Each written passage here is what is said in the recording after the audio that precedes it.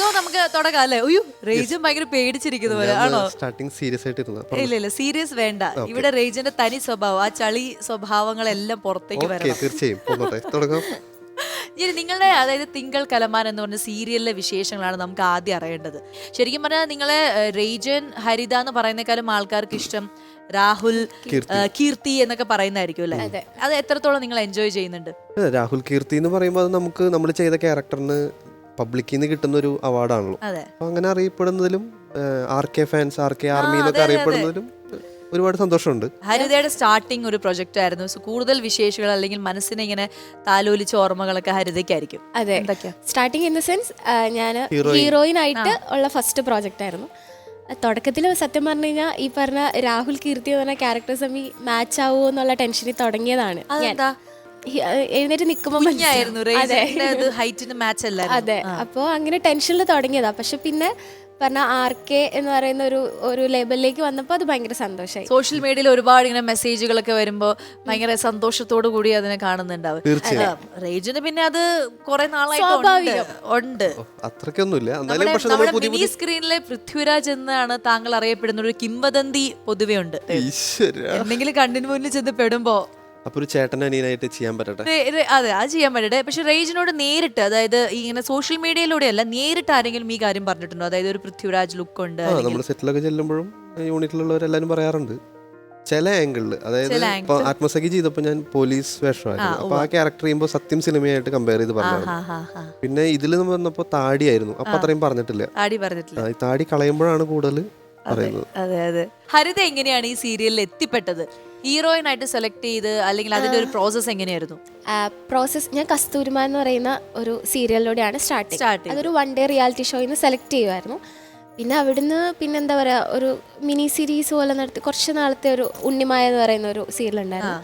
പിന്നെ ഇവിടുന്ന് തിങ്കൾ കലമാനിലേക്ക് എനിക്കിപ്പോൾ ചാനലിൽ നിന്ന് വിളിക്കായിരുന്നു. അങ്ങനെ നമ്മൾ ഡയറക്റ്റ്ലി അങ്ങനെ പോയതാ. അപ്പൊ ഈ അഭിനയത്തിലേക്ക് വരുന്നതിന് മുമ്പ് എന്തായിരുന്നു, നേഴ്സ് ആയിരുന്നോ? അതെ, കുട്ടി നേഴ്സാണ്. പക്ഷെ കണ്ട അങ്ങനെ തോന്നുന്നില്ല അല്ലേ? ആർക്ക് തലവേന വന്നാലും ഒപ്പം ഡോള പറയും. ഈ നഴ്സിംഗ് ജീവിതത്തിൽ ഉണ്ടായ എന്തെങ്കിലും അനുഭവം ഉണ്ടോ? അതായത് ആളുകൾ ചീത്ത പറയാ, അല്ലെങ്കിൽ ഇഞ്ചക്ഷൻ വയ്ക്കുന്ന സ്ഥലം മാറിപ്പോവുക, അങ്ങനെയൊക്കെ ഉണ്ടായിട്ടുണ്ടോ? ഒരുപാട് ഉണ്ടായിട്ടുണ്ട്. അത് ഉണ്ടാവാത്ത ഒരു നഴ്സും ഒരു ഡോക്ടറും ഇല്ല. അതെയോ? അത് ഉറപ്പാണ്. അത് ശരി. അത് ചെറിയ മിസ്റ്റേക്ക് ആണെങ്കിലും എല്ലാവർക്കും സംഭവിക്കും. ആള് മാറി, നമ്മൾ സിനിമയിലേക്ക് കണ്ടിട്ടുണ്ട് ആള് മാറി കുത്തിവെക്കുക, അങ്ങനെയൊക്കെ പോടോ ഇല്ല, മരുന്ന് മാറി കുത്തിവെച്ചിട്ടൊന്നുമില്ല. അങ്ങനത്തെ എന്താണ് മാറി കുത്തിവെച്ചത്? സ്ഥലം? ഏയ് സ്ഥലമാണോ? ഇല്ല, അല്ല കൈക്ക് പകരം അങ്ങനൊന്നും ആവില്ല. ഇപ്പൊ നഴ്സിംഗിന് എന്ന് പറഞ്ഞാൽ ഇപ്പൊ പേഷ്യന്റിനെ നോക്കാന്നുള്ള മാത്രമല്ലല്ലോ. അല്ല, നമ്മൾ അവിടെ മെയിൻറ്റെയിൻ ചെയ്യുന്ന ഓരോ ചെറിയ ചെറിയ മീൻസ് മൈന്യൂട്ട് ആയിട്ടുള്ള കാര്യങ്ങൾ പോലും ഭയങ്കര സീരിയസ് ആയിട്ട് സംസാരിച്ചോണ്ടിരിക്കുക. സീരിയസ് ആയിട്ടുള്ള ക്വസ്റ്റ്യൻ ആണ് റേജൻ ചോദിച്ചോണ്ടിരിക്കുന്നത്. ഫോർ എക്സാമ്പിൾ,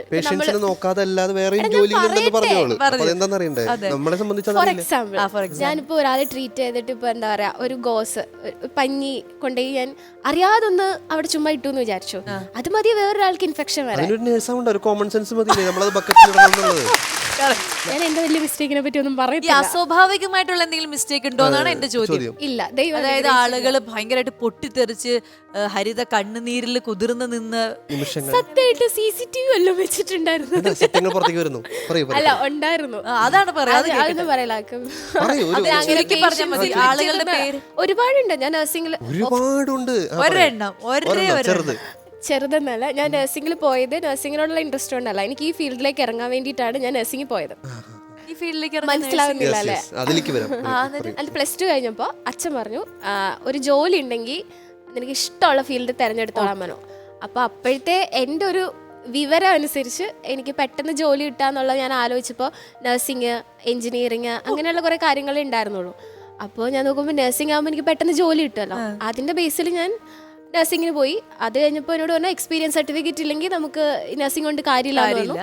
അപ്പോൾ ഞാൻ വർക്ക് ചെയ്തും കഴിഞ്ഞപ്പോഴത്തേക്കിനും അച്ഛൻ പറഞ്ഞു, ഞാൻ ഓർത്ത് നീ സാലറി ഒക്കെ കിട്ടി കഴിയുമ്പോൾ പതിയെ ഇഷ്ടമൊക്കെ മാറുന്ന വിചാരിച്ച, ഇനിയിപ്പോൾ രക്ഷയില്ല, ഇഷ്ടമുള്ള പൊയ്ക്കോളൂ എന്നുള്ള പറഞ്ഞു, റിസൈൻ ചെയ്ത് പോന്നോളൂ എന്ന് പറഞ്ഞു.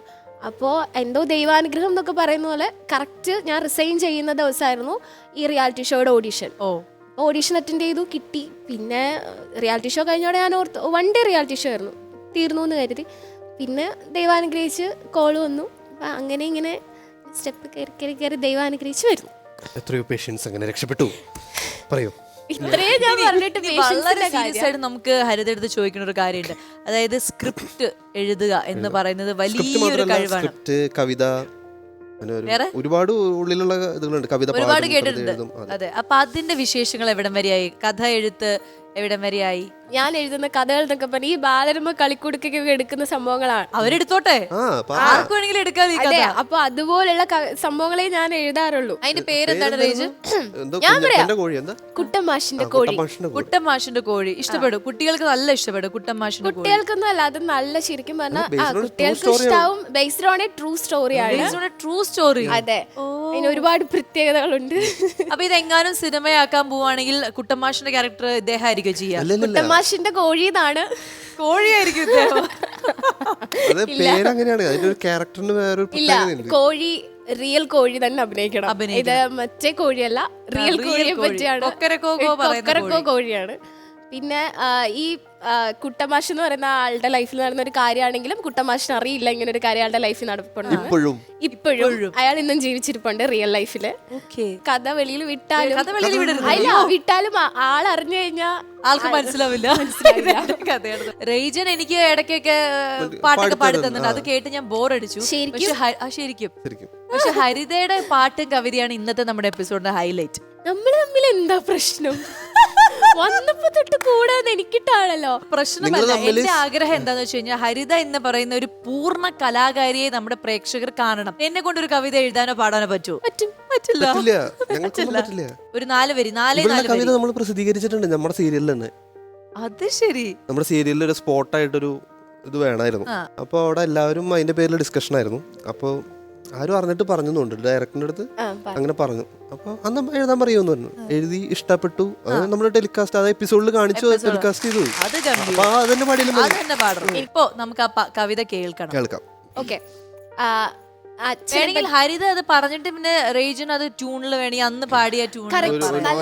ഇല്ലില്ല, ഞാനാണല്ലോ എഴുത്താരി. ഞാൻ പറഞ്ഞിരിക്കുന്നു ചേട്ടൻ പാടണം പ്ലീസ്. അതായത് ഒരു കാര്യം ചെയ്യൂ, ഹരിത ഒരു ട്യൂൺ ഇദ്ദേഹത്തിന് പറഞ്ഞു കൊടുക്കും. അത് ഇദ്ദേഹം കേട്ട് നമ്മൾ മ്യൂസിക് ഡയറക്ടർ ഒക്കെ പറഞ്ഞു കൊടുക്കും. അതായത് ആദ്യത്തെ വരി ഏതാണ്? ആദ്യത്തെ വരി ഒന്ന് പറയും. ലിറിക്സ് പറയണേ. തഴമ്പിനാൽ നോവുമൻ. ട്യൂണിൽ പാട്. ആ പാട്ട് ഞാൻ ഓർക്കുന്നില്ല. ഒരു ട്യൂൺ. തഴമ്പിനാൽ നോവുമൻ, തഴമ്പിനാൽ നോവുമൻ അച്ഛന്റെ കൈകളിൽ മുറുകെ പിടിച്ചു ഞാൻ വളർന്നു. ഒരു നോക്കിനാൽ പോലും നോവാതിരിക്കുവാൻ ദുഃഖങ്ങൾ പുഞ്ചിരിയാക്കി അച്ഛൻ. അർത്ഥവത്തായ വരികളാണ്. പിന്നെ ഞാനൊന്നുറക്കെ കരഞ്ഞു എന്നാൽ അച്ഛൻ അമ്മയെ പോലും ശാസിച്ചിരുന്നു. ഭയങ്കര ഹെവി കവിതയല്ലേ? മകളോടുള്ള ഒരു ഹെവിയാണ്. ഞാൻ അവൾക്ക് എഴുതാറിയില്ല, പറയാറിയില്ല എന്നൊക്കെ പറഞ്ഞത്.